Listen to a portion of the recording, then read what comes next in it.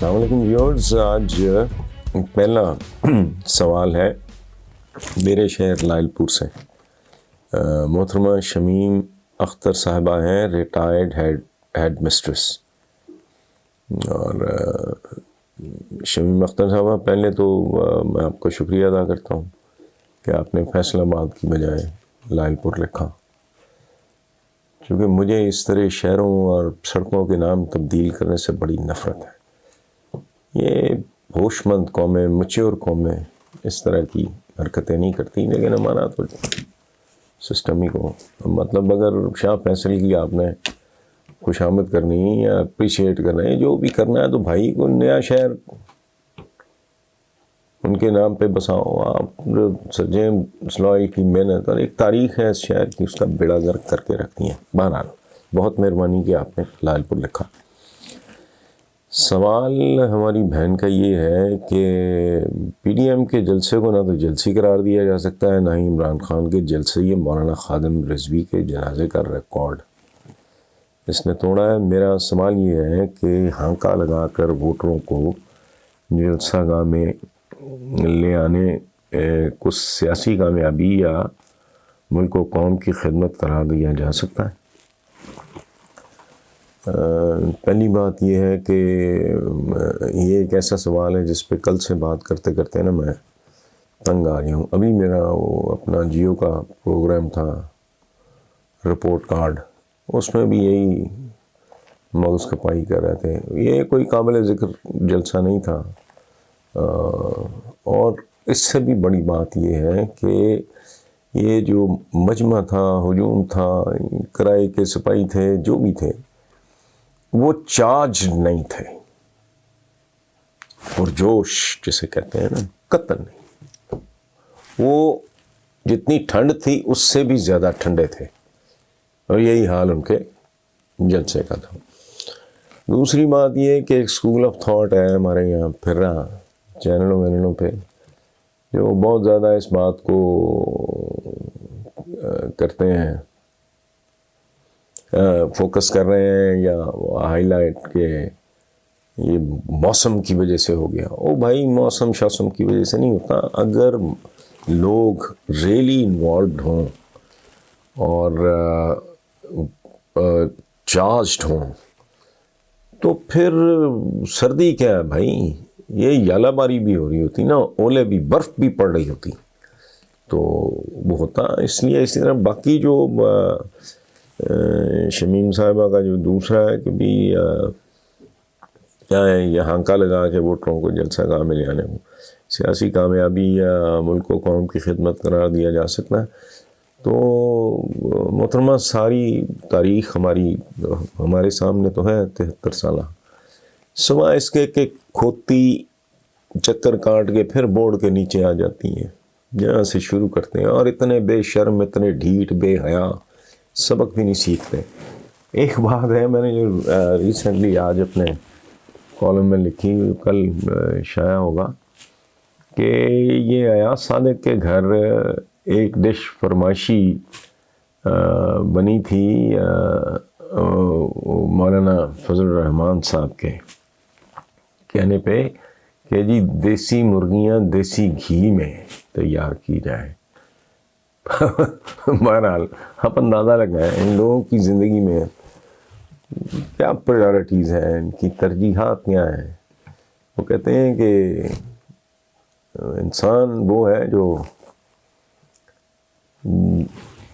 جینے کے لیے کھاتا ہے, کھانے کے لیے نہیں جیتا.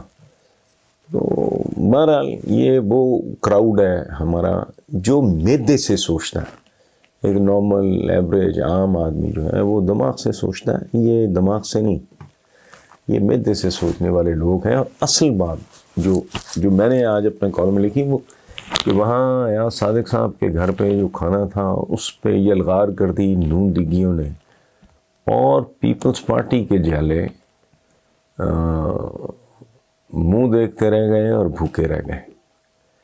تو اس سے مجھے ایک ہنٹ ملا جو میں نے آج اپنے کالم میں ذکر کیا ہے, کہ ان دونوں پارٹیز کا تو سارا جو شجرہ ہے, ان کی ساری تاریخ ہی کھانے پہ رولے کی ہے.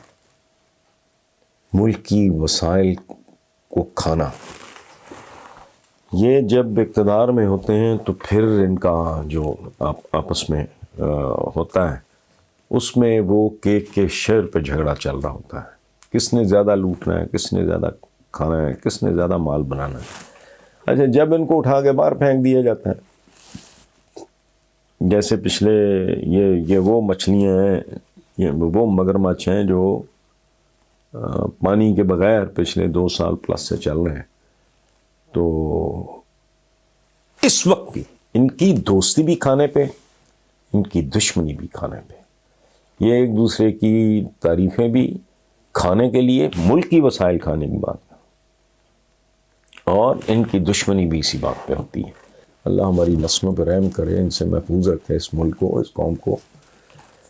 تو کل کلا اگر کوئی سلسلہ ہو جاتا ہے تو پھر دیکھو گے آپ، پھر دیکھو گے کہ نیولے اور ناگن کی لڑائی پھر شروع ہو جائے۔ ان دونوں کا مسئلہ ہی ایک ہے۔ اچھا، کہتے خدمت کی اور یوں کیا اور وہ کیا، تو اتنے سال تو اتنے سال۔ مجھے ایک بات بتائیں، جتنی ذلت ہو رہی ہے، گھریلو خواتین تک کے نام گھسیٹا گھساٹی، کوئی اشتہاری قرار کو کچھ، بندہ کہتا ہے لعنت ہے بھائی، بھاڑ میں جائے یہ خدمت، میں نہیں کرتا، to hell with you. George Washington نے کہا تھا، انہوں نے کہا یار بس کرو، صدر ہی بنا رہا ہوں میں۔ یہی بھی ایک کلاس ہوتی ہے۔ بندہ کہتا ہے یار کو چھوڑو، دنیا میں اور بے شمار کام ہے، کر لیتے ہیں۔ ان کے منہ کو ایسا خون لگا ہے، یہ باز ہی نہیں آتے۔ کیا کیا کچھ ان کے ساتھ نہیں ہو چکا، کیا کیا کچھ ان کے بارے میں کہا نہیں جا چکا، عدالتیں کیسا کیسا فیصلہ ان کے بارے میں نہیں کر چکی، لیکن یہ خدمت سے باز نہیں آتے۔ یار خدا کا خوف کریں، اس ملک کے عوام کا پتہ نہیں، کوئی آئی ڈونٹ نو، ان کو چاہیے کوئی اپنا کوئی پیر فقیر کو تعویذ گنڈا کریں، جن کو یہ بات نہیں سمجھ آ رہی۔ ہر بندہ تو تلا ہوا ہے، جو اسمبلیز میں بیٹھے ہیں، نیشنل اسمبلی میں بیٹھے ہیں، سینٹ میں بیٹھے ہیں، وہ سارے کے سارے خدمت پہ تلے ہوئے ہیں۔ ملک کا ستیہ ناش ہو گیا، عوام کا بیڑا غرق ہو گیا، خدمت کرنے والے اتنے۔ وہ ایک آدمی عبدالستار ایدھی، وہ فقیر، وہ درویش آدمی، ایک آدمی کیا کچھ کر گیا، یہاں اتنے ایدھی، ملک کا بیڑا غرق۔ تو کھوپڑیوں میں بات نہیں بیٹھتی، اپنے ٹکے ٹکے کے فائدوں کے لیے، مفادات کے لیے، تو یا اپنے اندر کی چمچہ گیری کی تسکین کے لیے پتہ نہیں کیا کرتے پھرتے ہیں لوگ۔ ادروائز خدا کی قسم بندہ کو تو حیران، میں سوچتا ہوں کون لوگ ہیں جو ان جلسوں پہ آتے ہیں۔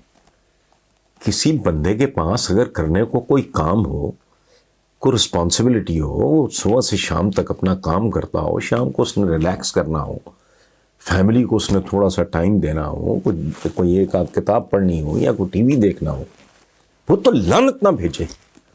کیا M N A M P A کو ٹاسک مل جاتا ہے کہ چل رہے پیڈا پھونڈا لے کے آ، ورنہ اگلی بار تو ٹکٹ نہیں ملے گا، وہ شروع ہو جاتا ہے بے شرموں کی طرح۔ یہ پہلی بار ہوا ہے کہ نام انہوں نے لکھا ہے گوال منڈی لاہور، اپنا نام لکھا ہے، لیکن ساتھ بریکٹس میں انہوں نے لکھا ہے کہ پلیز میرا نام مت لیجیے گا۔ میں ان کی خواہش کے احترام میں ان کا نام نہیں لے رہا۔ جو سوال ہے وہ آپ سن لیں۔ آپ کو ایک راز کی بات بتا رہا ہوں، میں اندرون شہر کا رہائشی ہوں، باقی لاہور کا تو مجھے نہیں پتہ، لیکن ہمارے حلقے کے نامور نون لیگی رہنماؤں نے خواتین کو مینار پاکستان جلسے میں جانے کے لیے 3000 روپے فی کس پیسے دیے اور ٹرانسپورٹ بھی دی۔ اس پر آپ کا تبصرہ درکار ہے۔ تو بھائی صاحب، اس پہ میں نے کیا تبصرہ کرنا ہے؟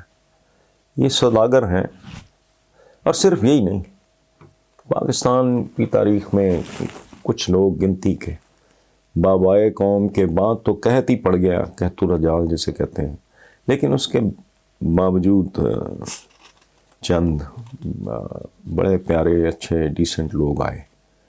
میں سوچتا ہوں کہ جیسے گندے غلیظ الزامات کے ڈھیر ہیں ان کے ارد گرد، کسی میں جرت تھی معراج خالد صاحب کے بارے میں یہ بات کرتا؟ میں ایک نام لے رہا ہوں، لیکن نہیں، یہ بنیادی طور پہ تاجر ہیں، سوداگر ہیں، اور یہ سیاست نہیں ہے، یہ صنعت ہے، یہ تجارت ہے، اور سب سے کامیاب صنعت اور تجارت پاکستان میں سیاست ہی ہے۔ اسی لیے یہ اتنا ذلیل و خوار ہونے کے بعد، اتنے دھکے کھانے کے بعد، اتنی گالیاں کھانے کے بعد یہ باز نہیں آتے۔ بہت ایک سادہ سی بات ہے، ورنہ اگر میں جنرلی کمیونٹی کی خدمت کر رہا ہوں، 2-4 لوگ پیڑا منہ بنائیں گے تو میں ہوں جان دفعہ ہو بھائی، میں تو at the cost of my time, health, یہ میں آپ لوگوں کی خدمت کر رہا ہوں، نہیں ہے تو جاؤں بھاڑ میں جاؤں۔ یہ کیا بات ہوئی؟ تو یہ تاجر ہیں، یہ سوداگر ہیں، اور میں ایک بات، ایک ثبوت، اگر کسی کا ضمیر زندہ ہے یا اس کا ذہن مردہ نہیں ہے تو سمجھ میں آ جائے گی کہ میاں شریف جتنے بھائی تھے، ان کے جو والد، تو جب ان کے درمیان بٹوارا ہوا تو سب کا سٹیٹس ایک جیسا ہی تھا۔ ظاہر ہے تقسیم ہوئی نا 7 بھائیوں میں، جو کوئی بھی ان کے ایسٹس تھے، کاروبار تھا، جو تقسیم ہوئی 19-20 کا ہی فرق ہوگا۔ اس کے بعد کیا ہوا؟ شریف مرحوم صاحب کے بیٹے آ گئے سیاست میں، باقیوں کے کاروبار میں رہے، ترقی انہوں نے بھی کی، لیکن وہ ان کا کروڑواں حصہ بھی نہیں ہے۔ مجھے یہ بتائیں، یہ کافی نہیں ہے؟